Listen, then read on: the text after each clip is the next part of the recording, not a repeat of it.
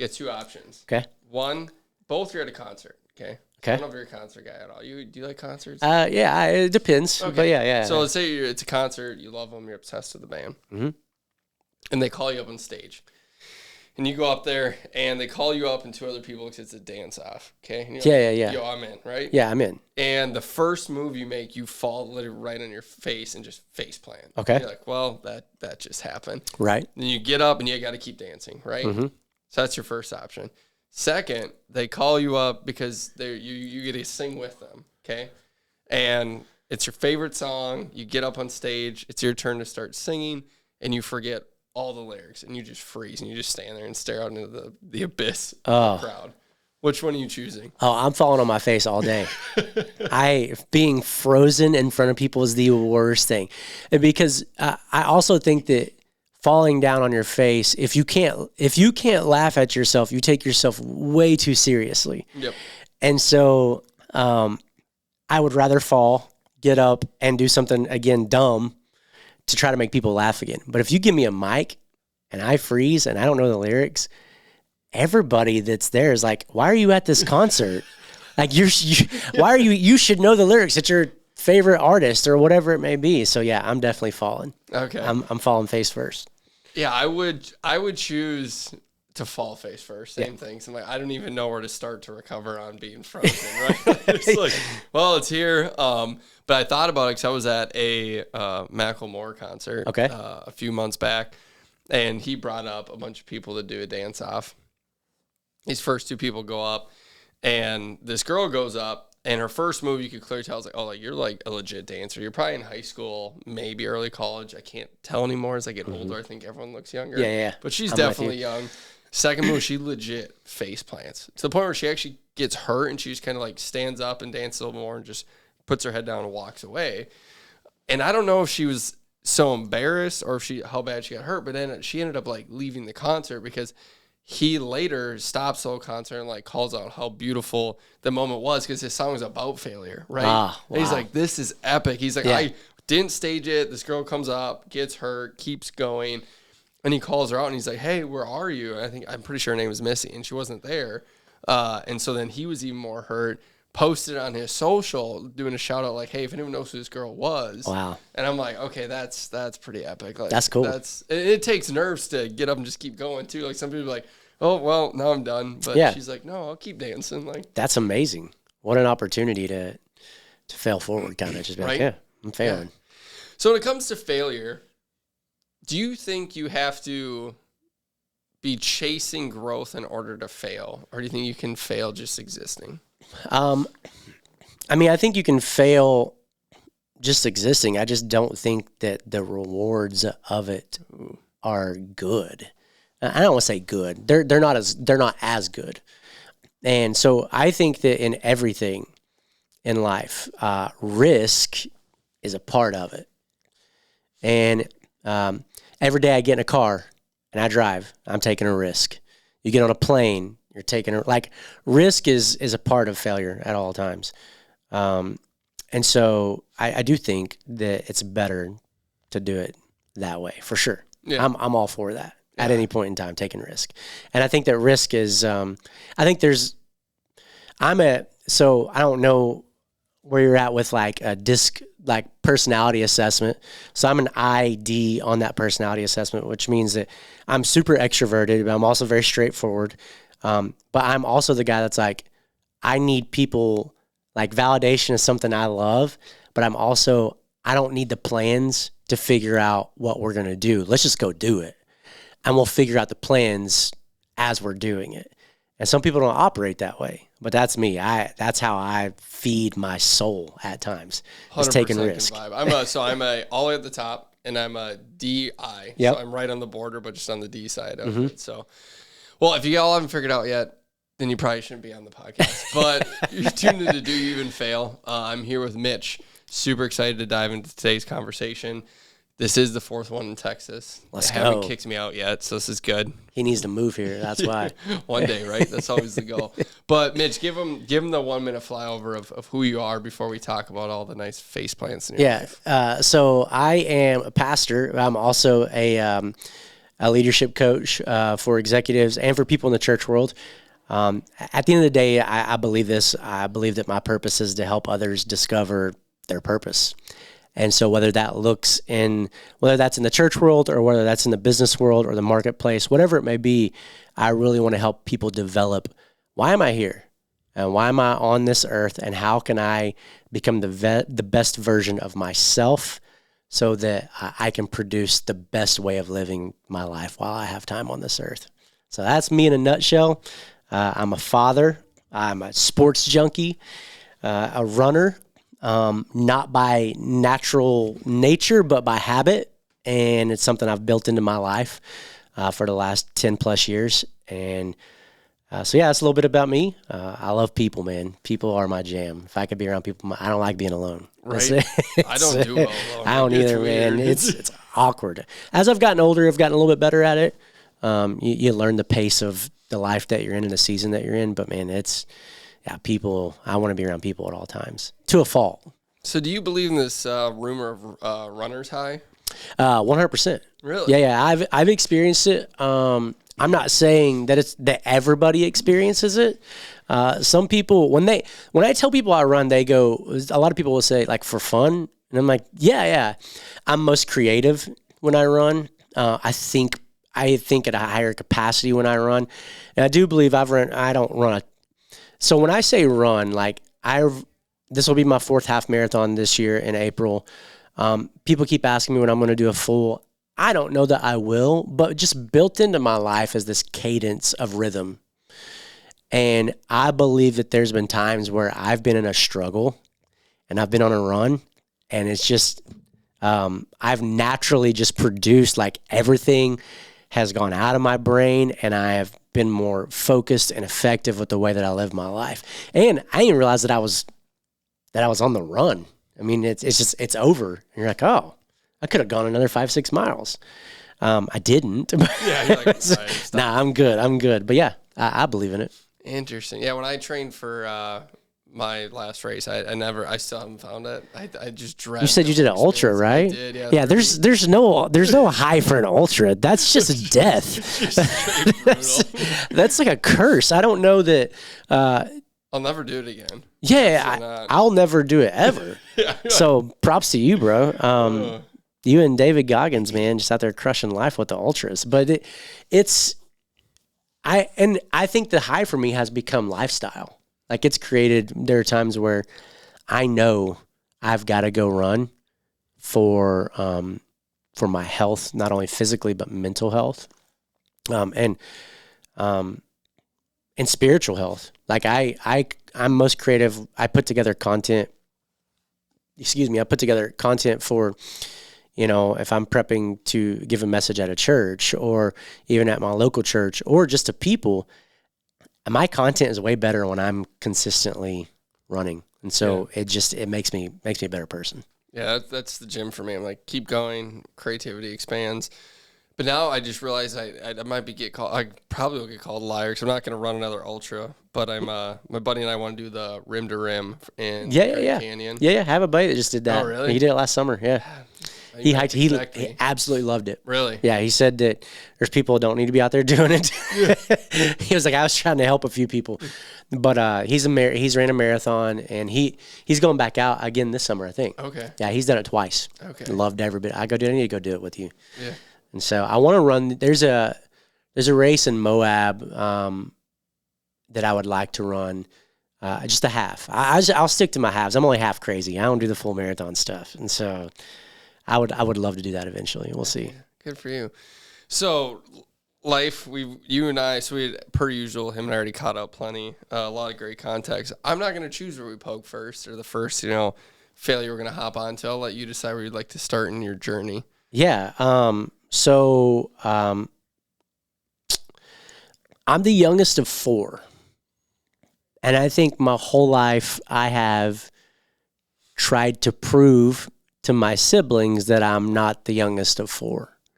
And that plays a lot into how I've operated, even coming out of high school and into college and into adulthood, is always trying to prove a point. And here's the deal. My siblings, they didn't put any of that on me.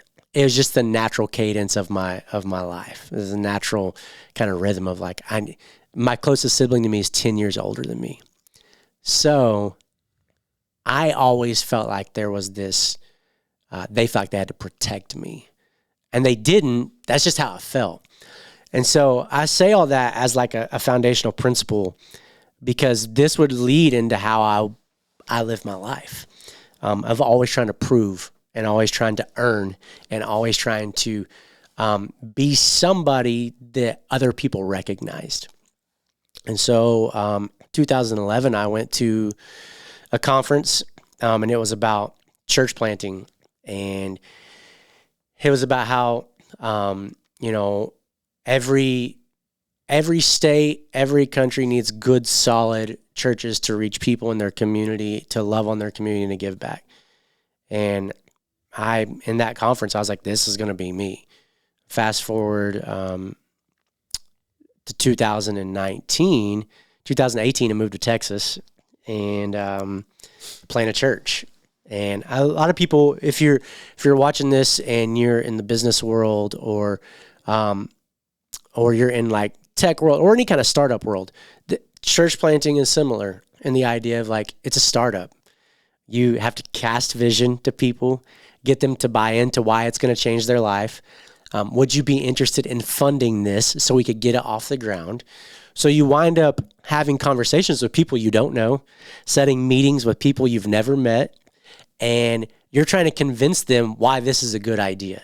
And if you're not from Texas, what you need to know about Texas is there's like a large church on every corner in Texas. So they're like, I can go to this church. Why would I want to come here? So there's a lot of convincing. We wind up raising, 150 plus in capital to get it off the ground. That's just like to launch day one.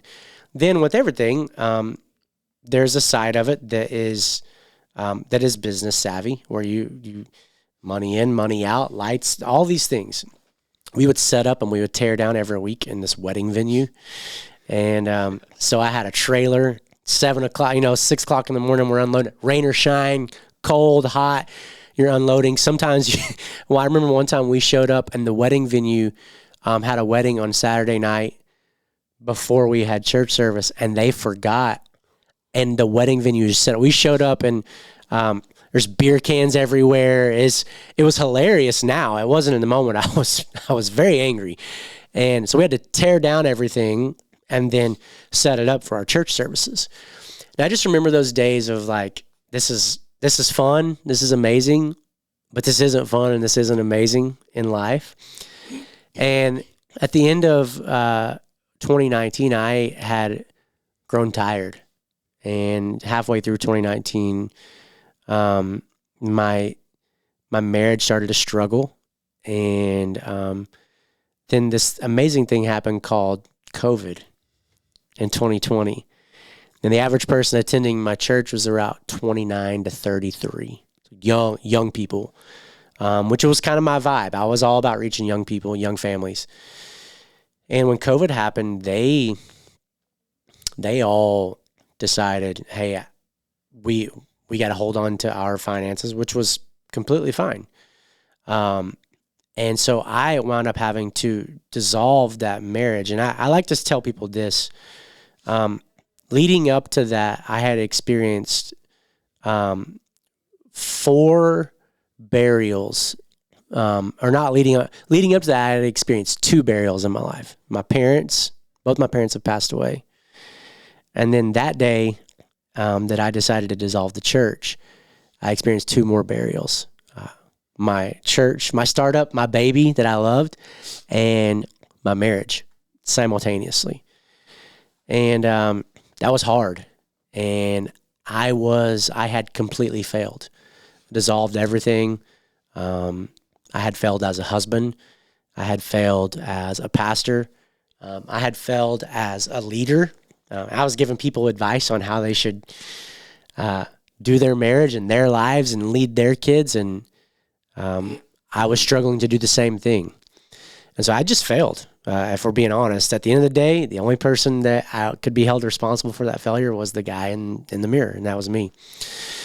And so, so when we dissolved the church, I tried to work on my marriage, and some things you do in that season you do because you think it's going to earn the person's trust back and that they're going to want to come back. But really what I needed to do was a work on myself a whole lot.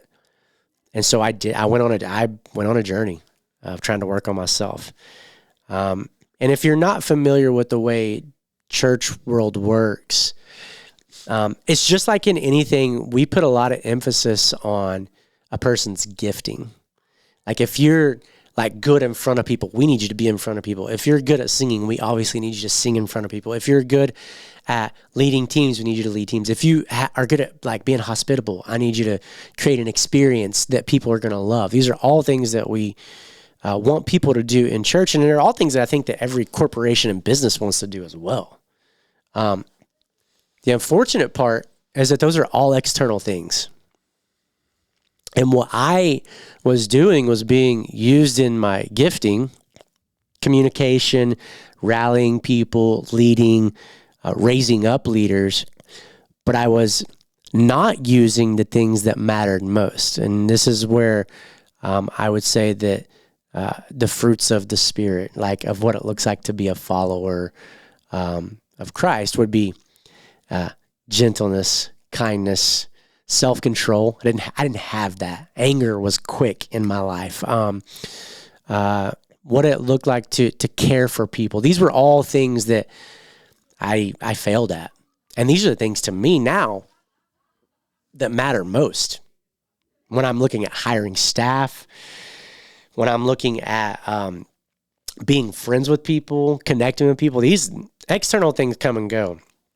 Internal things are the things that add value to your entire life. So I failed at all that. And I wound up, a guy that was going to our church owned a section of a parcel company. He owned a few routes. His name's Chris Ford. I love this guy. I just texted him the other day on his birthday. He gave me an opportunity to deliver and drive packages in the middle of the pandemic because nobody was hiring. And no company, everybody was on a freeze. Oh, yeah.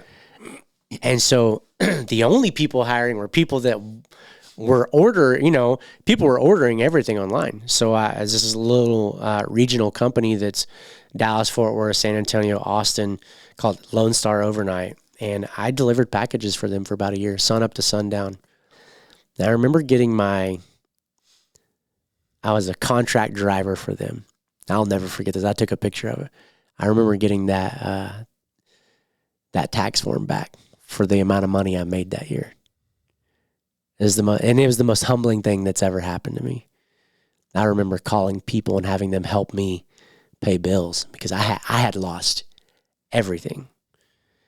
And I made $20,000 delivering packages in this season of COVID. And I was applying for jobs everywhere. And so I did that for a season. And man, that season though was the most, that season built me. That season of tough, that season of not knowing where it was going to happen. I mean, literally, I told this to somebody the other day. My bills, they should have just sent me the shut-off notice. Like, don't send me the real bill because I'm not going to pay it until the shut-off notice comes in. That's how bad it was for me. And a lot of that is, again, I had to look in the mirror and say, what did I do to set myself up for something if something did go wrong to where I could survive? And I had done none of that because I lived, unfortunately, in the clouds. I'm a dreamer. So that's that high I coming out of me in disc. I'm a dreamer. The unfortunate part of that is that sometimes dreamers don't put, process to practice. And my fallback was, let's go plant a church. That's plan A, and there's no plan B, C. There's nothing. And so during that season, man, I struggled. But it built me. Getting up at 4:45 every morning, delivering packages. You don't realize what you can do as a human until you go to a place to where you have to do what you have to do as a human. And I would go and I would jump on trampoline with my daughter after delivering packages for a full day. Sometimes I would go run 2-3 miles after being up from 4:45 to 8 o'clock, 9 o'clock at night, there's something that was just in me that was innate survival. And to be honest, I told somebody I kind of miss that survival mode every once in a while, because you get comfortable when life gets a little bit better, when you work your way out of it. And so that's why I love risk, is because sometimes it makes you have to go back into survival mode. How are we going to do this? What are we going to do? Well, let's make it happen. And so I eventually got a job as a drug rep. And I was working for this company in the pharmaceutical world. About 6 months in, some partners had come in that were getting ready to buy them out. So I knew the writing on the wall. You have one person that's a lead. You have a person that has probably a little bit less of a salary. And you're going to take the guy in the middle, and you're either going to get rid of him because you need the cap, or you're going to get rid of everybody because you want to bring in people that you need or that you want. So I wound up getting a job with another company doing something similar for about another 8 months. And I started going to church again. And over time, the church that I went to offered me a job to be an executive. So I handle all of our, at our location, we have 4 locations across the Metroplex. And at our location, I handle, where are we at as far as like growth, who's coming in that door, who's going out the door, systems, leadership. I help our teams grow. I do one-on-ones with our team, which led kind of into a weird phase of me creating again on the digital side of LinkedIn. I got LinkedIn because I needed a professional network in the pharmaceutical world. Okay. And I was like, I need to know doctors, nurses, anybody in this world. And so I've had LinkedIn since its inception, but I had never used it. So at the back half of 2021, I started just sharing a little bit of like leadership content, and then connecting with people like you eventually. And next thing you know, just over time, you share content and you share some of your failures, some things of, I'm a pastor and I'm divorced. Those two don't go together. That's oil and water in the church world. I'm a failure at starting something, but people started buying into this content that I share daily about, leadership. And some of it's for the majority, 80% of my content's about, strategic leadership. The other is just about random stuff, me running or my dog or mainly my daughter. But man, I say all that to say, like, failure is a part of my life. And without it, I'm not the man I am today. I see the world through a completely different lens than if I wouldn't have failed. And if I can encourage anybody, if you're watching this, if I can encourage you, man, I think that one of the single greatest things you can do in your life is fail. And if you're not failing, to me, you're probably not going to do a lot with your life, because safety is the enemy of progress. And progress is what I think gets us to the next level in life, is trying something new. And so, I'm one of those people like, let's just do it. And I'm older, more mature with what I say that let's just do. I'm not going to go run. Right. I'm not going to go run an ultra, bro. Yeah, I think about things actually. I want to live, but you learn through failure. It's the best way. So I'd love to unpack a little bit on the phase of bearing your church and your marriage, because I think too often people try and separate business failure from life failure, and I think they run parallel to each other a lot more than I like to admit. And so, I mean, for me personally, I know when I got way too caught into business, and all of a sudden now I'm spending 2024 going, how do I get my marriage back to where it was? And it's weird because people look at you and go, oh, so you want a divorce? Like, no. Oh, so you're not in love with her? Nope, I am. Oh, so no. It just I went this way because I was trying to grow a business. She went this way. She's trying to grow a business. And now all of a sudden, a year later, we're like, oh, we're in two different worlds, right? So what would you say was the demise that pulled you two apart, and what advice would you give someone to cope in that season?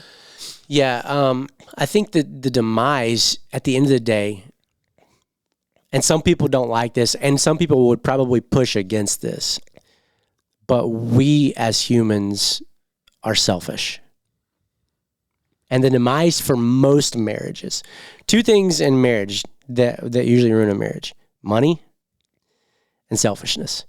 Well, and we'll throw, and by selfishness, I mean communication. Yes. Like not communicating how you actually feel, not communicating what you really need. And for me, I think that was the demise of my marriage, is that I can communicate in front of people really well, but when it came to being behind the doors of my own life, there's something about bearing your soul, because there's a protective lens around, communicating to people. But when it comes down to it, the unfortunate part is that I didn't do it well enough. I didn't communicate well enough in my marriage. And there are a lot of things I wish I would have done different. And one of them was ask more questions about how she felt. How do you feel about this? What's your take on this? Am I doing this right? Am I leading responsibly? Is this the best way for us to build our family in the future? I think a lot of us, we get this burning desire in us to go do something. And this is true for marriage. This is also true for friendships, and any kind of relationship. There's this burning desire to go do something. If those closest to you don't have the same burning desire, there's an immediate disconnect. And that disconnect done long enough, over a long period of time, will create not just disconnect. It'll create resentment. It'll create a life of anger, and a life that's not healthy. So if I were to do it now, number one, way more counseling, way more marital counseling. I would be involved in that a lot. Didn't do it enough. And then number two, I would look in the mirror and I would say to myself, am I doing this for me? Or am I doing this because this is what I really feel like I'm supposed to do on this earth? And at the end of the day, what we do is we separate the two. Well, my job is what I'm supposed to do. No. What you're supposed to do is provide, protect, and be the priest of your home. Your job, the way you do that is your job, yes. But if your job takes you away from provision and presence and all these things, then it's really not healthy for you as a human. And so for me, I look at it as like, man, I could have done a lot of things different. But looking on it now, I imagine at some point in time I'll get remarried. They'll get a completely different version of me, one with more understanding. And it's unfortunate that it had to come to this for somebody else to experience, and really for me to experience it. Even my kid, I am so much more patient with my daughter than I was before, because I think that when you're in the midst of building something, you're so focused and so consumed with it. And there's nothing wrong with being focused and consumed with what you're trying to build. I think it's necessary if you want to build it the right way.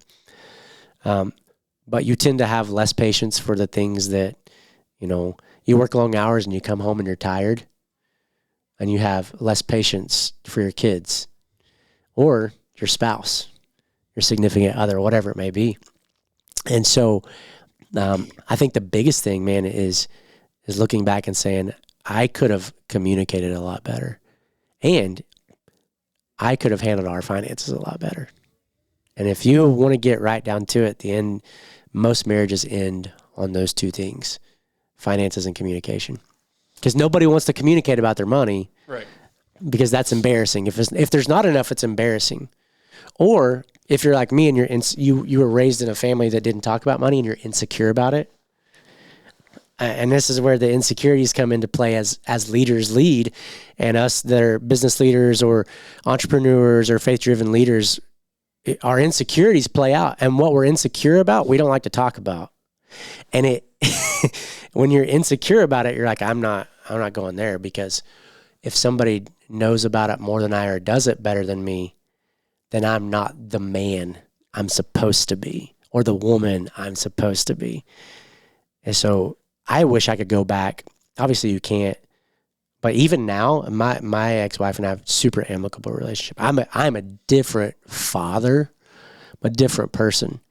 And so bearing those two things, I was full of shame and guilt and resentment and embarrassment. And you can only live in those things for so long until they eat you alive, man. Resentment and embarrassment and shame. And I think that that's where a lot of people live when they fail, is embarrassment, shame, guilt. I wish I would have done this. And the reality is you didn't. And because you didn't, this was the result of you not doing it.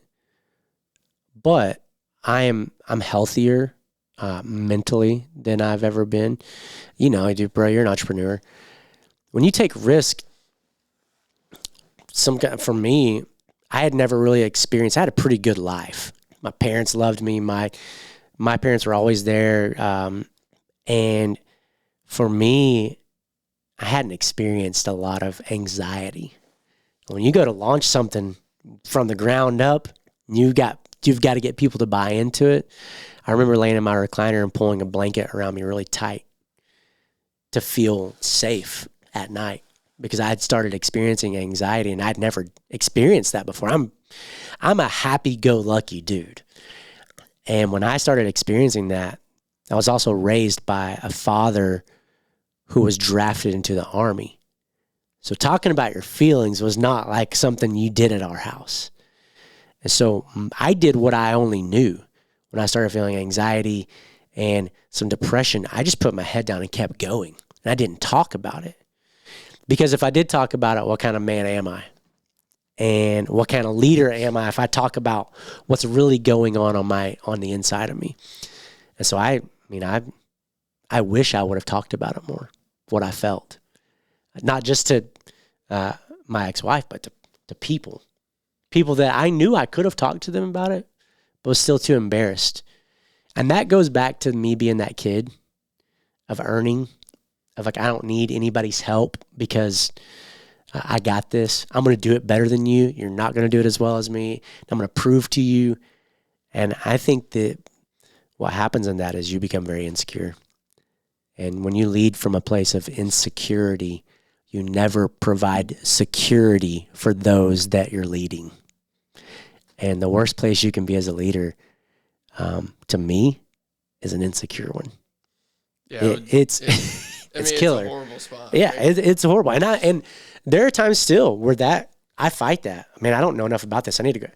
And that's why it's important to have people in your life and people who are doing it better than you that you can really ask questions to. Like, how are you doing this? What are you building into your life that's allowing you to do this? So, yeah, I was at a one-day conference yesterday about leadership and growth. I'm in the room. And you know, some of the things that I dealt with in that room were, I'm divorced.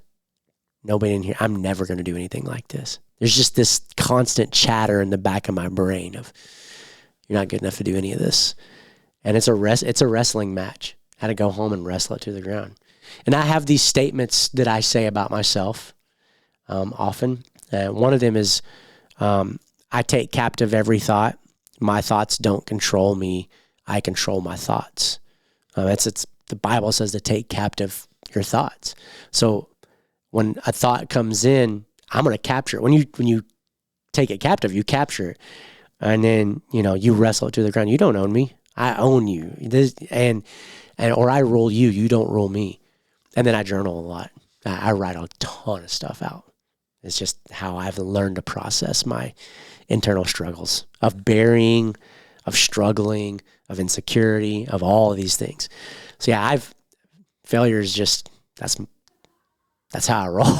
That's my life. I would say you've hit on some key takeaways and some interesting thoughts. I mean, I really like where you talked about what you don't want to talk about is probably what you're insecure in, right? Yeah. I think it's a great thing for the audience. Like, sit for a moment and go, hey, what are the conversations I normally only have with myself, but not with others? It's probably something I'm insecure about. Yeah.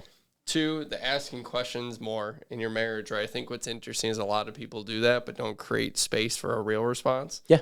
And that's something I push back on a lot of people. Like, do you actually create an atmosphere?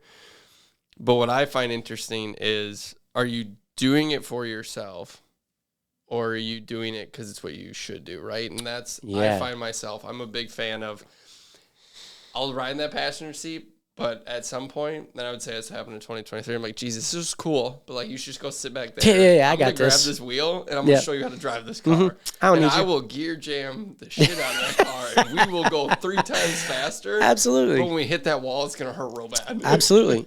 And I think that the nature of humanity is that way, is that I don't need, I don't need anybody. And it's unfortunate because the way that, if we were to look at it in ancient terminology, a master's degree in Hebrew was being, and I've stole some of this from a book from John Mark Comer, would to be an apprentice, which means you were with that person learning all the time. You learned about how they did their life. You lived with them. You did everything with them, and you basically became their disciple. Nowadays, we don't think that way. This was interesting. I saw this yesterday, or I heard this yesterday. I thought it was amazing. Western society really branches off of Roman society. In other words, I'm the teacher. You all listen to what I have to say. That's teaching. Ancient Hebrew living was the opposite. It was around tables. Okay. It was around learning from from the person that was leading you. Whereas in today's time, we adopt a lot of Roman mentality on the idea of, I'm the smartest person in the room. The person at the front of the room is the smartest person in the room, and you learn and you're educated because they're at the front of the room. Ancient Hebrew living would say, the most gifted person is the person I get to sit around the table with. It's the person that I can have deep, meaningful relationship with. And most of us in our society think that that's not the way of learning, is that I've got to go sit in front of a professor and they're going to educate me. And the reality is that I think stories educate people, format how the shape and the way we live our lives. And I think in our current condition as a society, we are looking for deep, meaningful relationships more than we are anything right now, because we are very, very, very alone. Yeah, 100. I mean, that's the main reason I started the podcast. I was like, my buddy, I was driving back last night from my last one, and he goes, Devin, did you start the podcast because you didn't want to feel alone with everything you were going through? I said, 100%. He's like, really? I didn't know that. I was like, I guess I always knew it, but I didn't articulate it. That, I want to sit in rooms with people who have failed, hear their stories, reminisce on it, talk about it, have challenging thoughts and conversations, and leave the room with a new perspective. Maybe I don't agree with it, but at least I learned it and had a great conversation. And he's like, well, don't you get that already? I was like, no, I just get superficial conversations all day. And I was like, so I'm trying to go create spaces where I can learn from people. I mean, at the end of the day, again, Western society would say that if I have certain things, then I am somebody. Yes. I would argue that you can have those certain things and still be nobody in your own home and in your own relationships with your friends. And at the end of the day, man, I think that who you do life with is one of the greatest things that you can embody as a human. I teach through 4 frameworks. Having a foundational principle, like, what am I building my life on? The second one that I teach through is who am I building my life with? And oftentimes what your alignment, who you're aligned with, will determine the assignment that you're going to build in the future. And most people don't see it that way. They think I've got to, my alignment is only with the person that can get me to the next level. My alignment is the person that can look at me and say, you're not being who you're supposed to be as a human. And that's what gets me to the next level. And so it's both and. Don't get me wrong. You need both. But for the most part, I have strategically now aligned myself with people that want to see me succeed, but that will also care more about me than they do what I'm trying to accomplish. Yes. And that's huge for me. People come into your life to do 4 things: add, subtract, multiply, and divide. And I want people that are adding and multiplying my life simultaneously. And some people, the addition is great because it's the one-on-one. And then you find a person that exponentially multiplies your life. And I would argue that some of that should be the person that you do life with in your spouse. 100%. They should multiply your life and add. Are there going to be times where there's division and arguments and subtract? Yes. But at the end of the day, who you do life with, man, it's a game changer. It's crucial for you to succeed in your business as an entrepreneur. It's also crucial for you to succeed as a husband. And then one day when you have kids, to succeed as a father. I have people in my life that have kids older than me because I'm asking them, how'd you get your kids to act like that when they're in their 20s? And I'm asking that question. And I got some people that are in the same stage of me, and all we do is great. Why are our kids just so crazy? You know, they're 13. So there's a both and with that. You got to have the right people around you. I think something you're touching on that I originally didn't align with, and through my own mistakes I did, is I was a huge fan for a while of the fallacy of like, hey, you are the sum of the people you're in the room with, right? Which has a point. But I think a fallacy that started picking up was, well, if you're not in the room with people who are wealthy, you'll never be wealthy. If you're not in the room with people who are the most intelligent, you'll never be intelligent. Yeah. And what I struggled with, and I actually commented on someone's post this week about it, you should be in the room with those people, but that doesn't mean they're your inner circle. Yeah. I was like, my inner circle, what I'm realizing, are those that help me become just the best me as a human. Mm-hmm.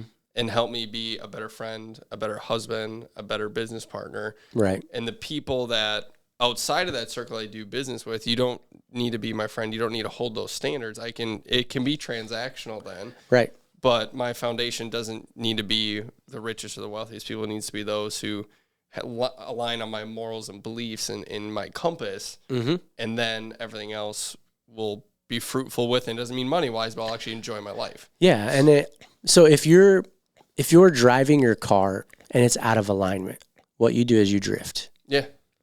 And when you drift, you go off the course of what your navigational system could have you be at. And drifting could, let's say you drift too far, you hit something on the side of the road that gives you a flat tire. You're stuck. More so, let's say you drift too far and you get into an accident and it wrecks your life. And so alignment, man, it's what keeps me within these particular assignments, how I do my life and how I live my life. And unfortunately, like you said, is that we think oftentimes, I've been in rooms with guys who are pastoring large churches, been in rooms with guys who are leading massive businesses. And we think that I've got to be, if I'm ever going to be like them, then I've got to be in the room with them. And the reality is now it's changed. Because I can follow you and I can listen to your podcast and you can actually help me with my business and mentor me without me ever being in the room with you. But what you can't do is look at me and say, hey, Mitch, how's your daughter? Is she doing okay? Like, oh, my bad. Is she, are you present in her life? When's the last time you just took her out to dinner and just ask her questions? That doesn't happen in a room where you're just transactional. No. And I think in our world, what we need, what we need is, and I think this is where I think we need to be, is we need to be able to more than transaction is a sense of community, because relationships can be transactional too. It can be. You ever thought about this? Like sometimes, and I have a hard time with this because I'm a failure. But sometimes we will do things like, I say this statement to young people often, hey, there's nothing you can do that'll make God love you more. There's nothing you can do that'll make God love you less. God loves you. But most of us view God through the lens of probably how we were parented. And so what we tend to do is try to earn our way to God. What's really cool about God is there's this bridge and this gap through Jesus that says, you don't have to get to me. I came to earth. And it's a beautiful picture of sacrifice and care and love. And the unfortunate part is that you don't have to, the fortunate part is that you don't have to earn that.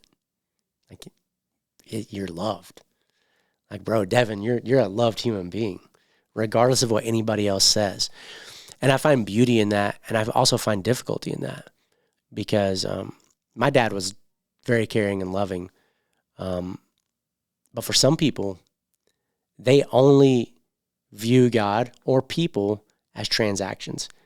I will love you if you do X, Y, Z for me. And I don't think that that's the way all business should be done or all relationships should be done. I'm not going to love Devin only if Devin puts me on his podcast. I'm going to love hang out with Devin because I think Devin's a cool dude. And so this is not transactional. Right. This is something that I think is transformational. And what most people forget is that they're living lives of transactions instead of transformation. And I would rather live a transformational life than a transactional life. And that's why I love connecting with people like you, because this is an awesome opportunity to sit and talk with you. But more importantly, when we're done here, like I'm getting your number. Yeah. And if you move to Texas, we're going to get dinner. I'm meeting your wife. I want to make sure you're good when you come into our state. Like, what can I do to help you get in the right areas? And so that's what I love about this kind of stuff. It's important to me. Yeah, it was funny. A lot of people have been asking me, like, hey, why do you do in person? Like, why don't you just do virtual?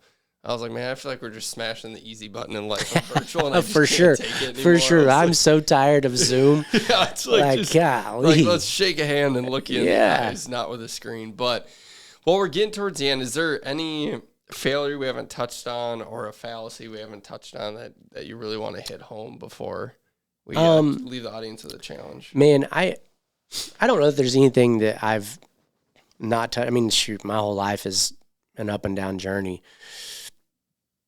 But I would say this. I would say, like, if you're not chasing failure, there's a good chance you're not chasing success.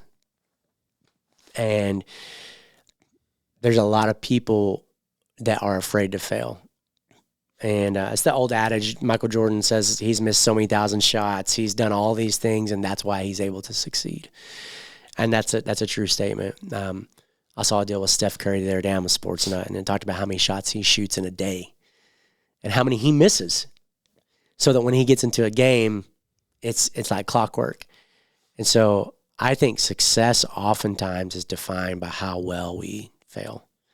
And for me, mine's just a small thing. You know, I've failed as a sibling to my siblings. I've failed as a brother. I've failed as a son or a daughter, or maybe you failed as a son or a daughter, or for me, I failed as a husband or a pastor. But that doesn't define my life. And I think what tends to happen is if we're afraid to fail because we're afraid it's going to define who we are as a person. And failure doesn't define you. It describes you as a human, but it's not the end all be all. It's a part. It's not the whole book. And so I'm honored just to continue in whatever it is we have next. I love it. I love the defining parts. I think somebody's like, oh, I'm not afraid of failure. I'm not afraid what people think. And I'm like, but if you really sit down, I think all of us, there's a part of you that goes, but what will people think? Or if I do fail, does that mean I'm bro. not good enough, or I won't be able to do it, or I shouldn't have ever tried? It's that insecurity. Yeah. If somebody's better at something than us, we become insecure immediately. And so I do it all the time. Like I mean, even like I communicate often. And so I listen to a lot of people talk. And there are times where I'm like, oh, dude, man, that they're freaking good. I could never do that. And if I were to meet them, I would be the most insecure person in the world. I pride myself on being a non-anxious presence in an anxious environment. But I'm also an insecure human being. And I wrestle it to the ground all the time. If I go into a room and I've got guys that are great communicators, I'm like, man, I can't meet them because it's going to make me feel like I'm not good enough. That's the opposite of what I think it means to fail, though. You've got to put yourself out there to people who are doing things better than you, because that's how you learn. It's the best way to learn.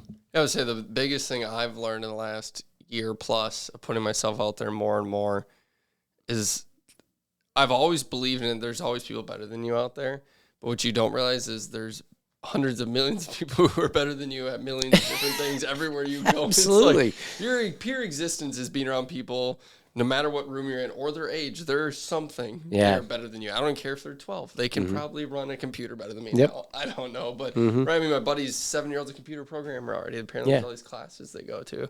So it's like, hey, you really got to just accept I am 1% of a piece of an equation, and 99 other people than me are required. It's the comfort of knowing one's self.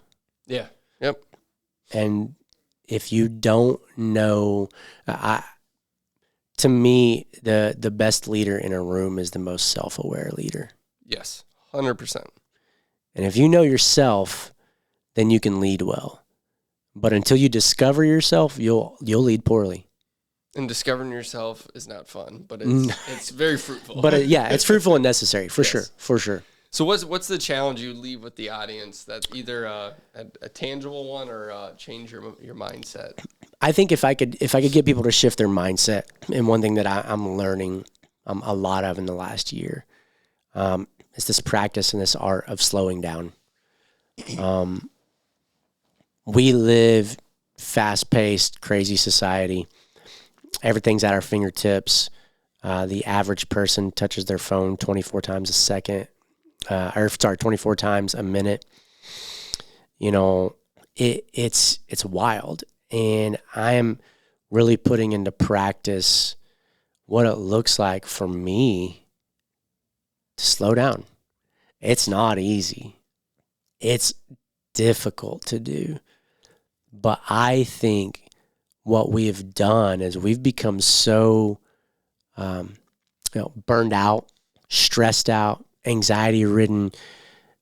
This Gen Z, the generation that I'm the top half of the millennial generation, Gen Z is the most stressed generation that we see coming about. And a lot of it, to me, and I don't have any backing for this, but I think it's because there's a constant need to feel wanted, accepted, known, valued, all these things, and validation has come from the digital world. And I'm all for the digital world, but I'm also all for having deep, meaningful relationships. And the way that I slow down is in those relationships. I am more interested in now having a conversation around a table than I am through a text. You know, you can go to work, you can go to conferences, you can go to all these places and sit next to people and really never know them. And I've said this a while back in a message, is that what happens is, Rose, when you sit next to somebody, you listen to a message. When you sit across from a table from somebody, you become a message. And that message is like, hey man, like, how's life? What's going on in your world? And at 40, I've slowed down. And that's not always been easy for me. And I watched the Super Bowl the other night by myself. That was so hard. I was so tired. And for the first time, nobody asked me to come to a Super Bowl party in a long time.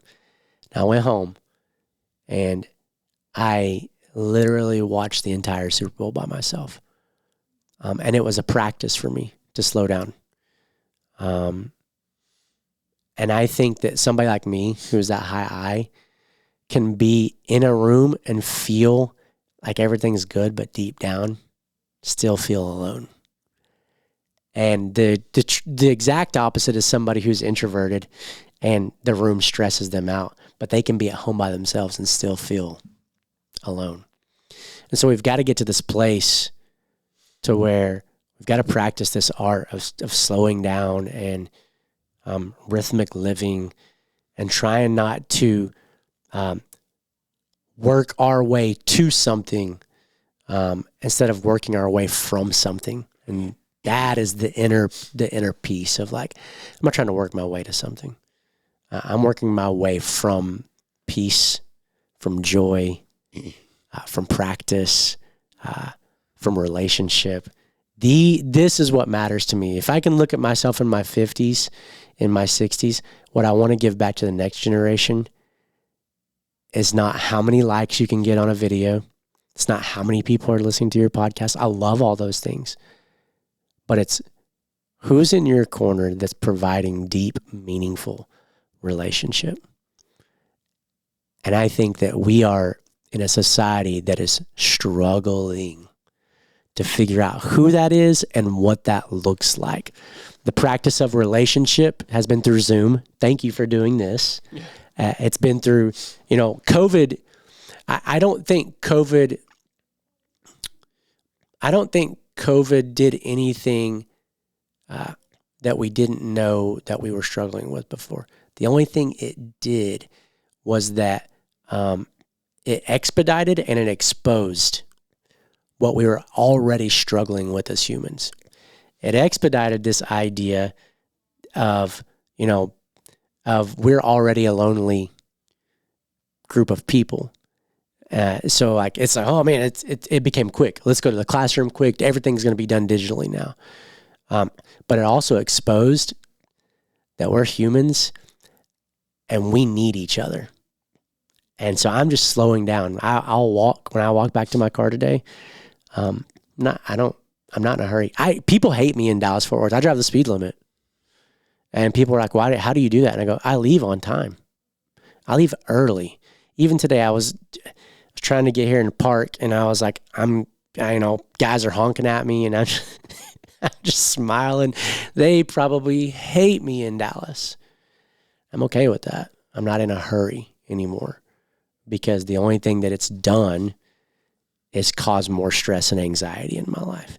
And I'm not saying don't have a goal, don't have a purpose, and don't work hard. I would never say that. Those are important. Now, I'm going to work really hard, but I'm also going to practice this idea of like what matters most in my life.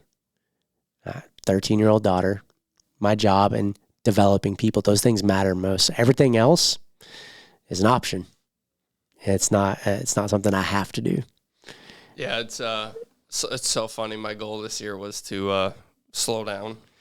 I was talking to my wife last night, and she goes, you're the furthest thing from that right now. And I was like, yeah, that's brutal. Yeah. But the one thought that I always sit with that I haven't thought about in, I'd say almost a year, if not more, and I think it's because I was running too fast, is I used to always ask people, I'm like, do you ever think about all the stories you drive past and walk by in a day? 100%. I'm like, do you ever, like you're going down the interstate. Like I drove to Austin and back yesterday, so I passed hundreds of cars with hundreds of people with hundreds of stories that would probably blow my mind, that'd be fascinating, that I would have empathy with, that I'd want to pray with and talk to and motivate.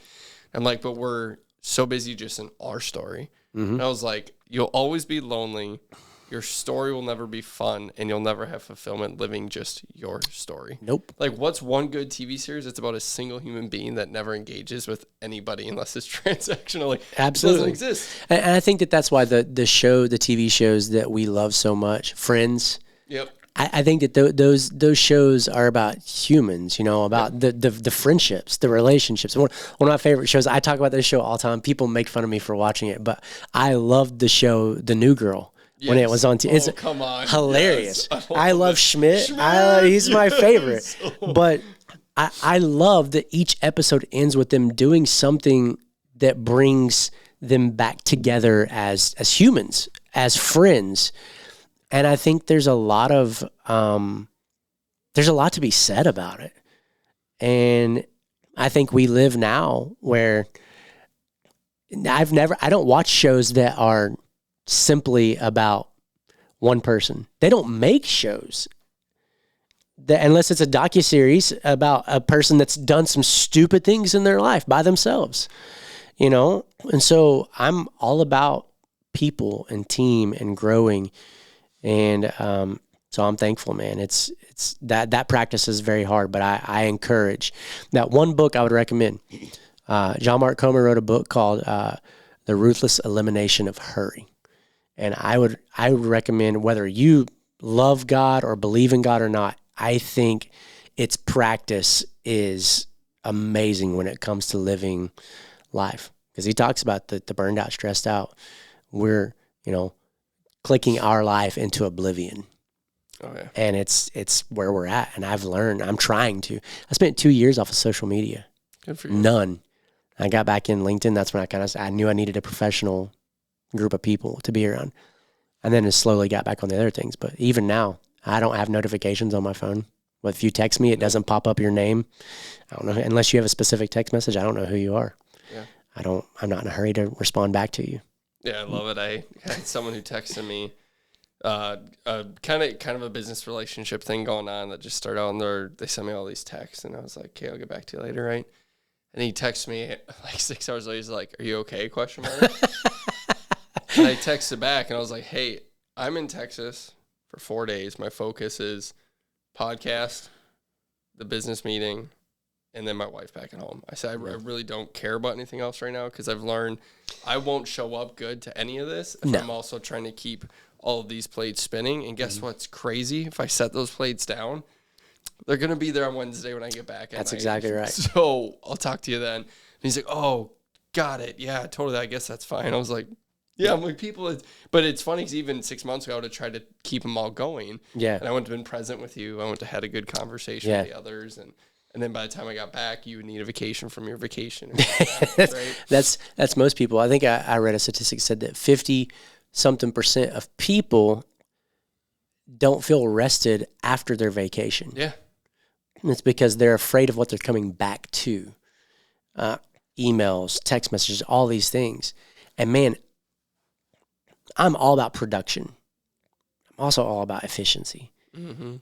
And I think efficiency trumps production, because if you can be efficient at it, I'm a specialist kind of person, not a generalist. So if we can be efficient at these 3 or 4 things, let's do it really, really well. And that will produce more in the long run than trying to do a bunch of stuff that is it's just subtracting from you over time. And so. Awesome. Well, I appreciate you joining me. Bro. It's been a blast. Absolutely. I enjoyed our conversation.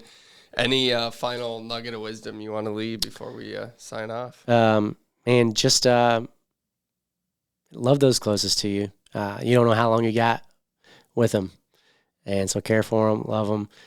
And that's it, really. And I love my kid. And I spend as much time as I can with her. So awesome. Well, till next time, y'all, let's slow down, enjoy life, and be efficient with the hustle you do apply and where you apply it. Took quite a fall, didn't we, Master Bruce? And why do we fall, Bruce? So we can learn to pick ourselves up.